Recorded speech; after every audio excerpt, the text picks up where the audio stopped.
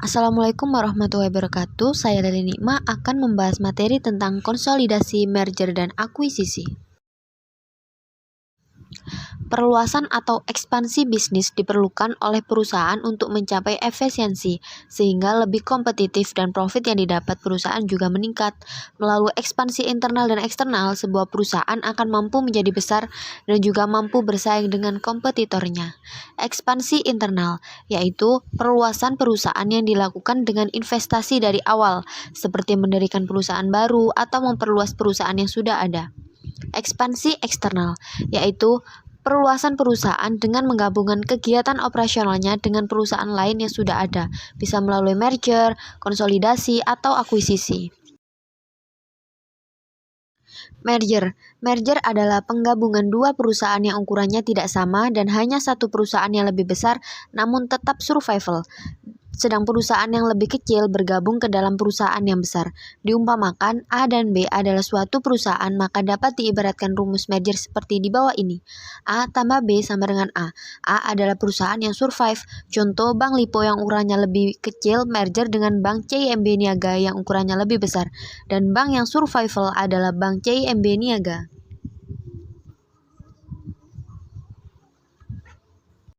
Konsolidasi adalah penggabungan dua perusahaan atau lebih yang ukurannya relatif sama menjadi satu perusahaan baru. Diumpamakan A, B, dan C adalah suatu perusahaan, maka dapat diibaratkan rumus merger seperti di bawah ini. A tambah B sama dengan C. C adalah perusahaan yang baru. Contoh Bank Bumidaya, Bank Bapindo, Bank Dagang Negara, dan Bank Eksim. Bergabung menjadi bank baru yaitu Bank Mandiri. Akuisisi adalah penggabungan dua perusahaan yang mana perusahaan akuisitor membeli sebagian saham perusahaan yang diakuisisi, sehingga pengendalian manajemen perusahaan yang diakuisisi berpindah kepada perusahaan akuisitor, sementara kedua perusahaan masing-masing tetap beroperasi sebagai suatu badan hukum yang berdiri sendiri. Diumpamakan A dan B adalah suatu perusahaan, maka dapat diibaratkan rumus merger seperti di bawah ini. A tambah B sama dengan A tambah B, di mana pengendalian perusahaan pada pemegang saham mayoritas. Contoh PT Semen Padang diakuisisi oleh PT Semen Gresik, Aqua diakuisisi oleh Danone. Penggabungan ditinjau dari keterkaitan bidang usaha perusahaan yang bergabung dibedakan menjadi tiga, yaitu penggabungan vertikal, penggabungan horizontal, dan penggabungan konglomerat. Pertama, kita akan membahas penggabungan vertikal, adalah penggabungan dua perusahaan atau lebih yang berada pada tingkat proses produksi yang tidak sama. Contoh, penggabungan perusahaan produksi sepatu dengan perusahaan pabrik kulit yang memasok bahan baku. Selanjutnya adalah penggabungan horizontal, adalah penggabungan dua perusahaan atau lebih yang berada pada tingkat proses produksi yang sama. Contoh, perusahaan sepatu bata dengan perusahaan sepatu Nike. Terakhir adalah penggabungan konglomerat, adalah penggabungan dua perusahaan atau lebih yang tidak memiliki keterkaitan bidang bisnis sama sekali. Contoh, perusahaan sepatu bergabung dengan perusahaan semen.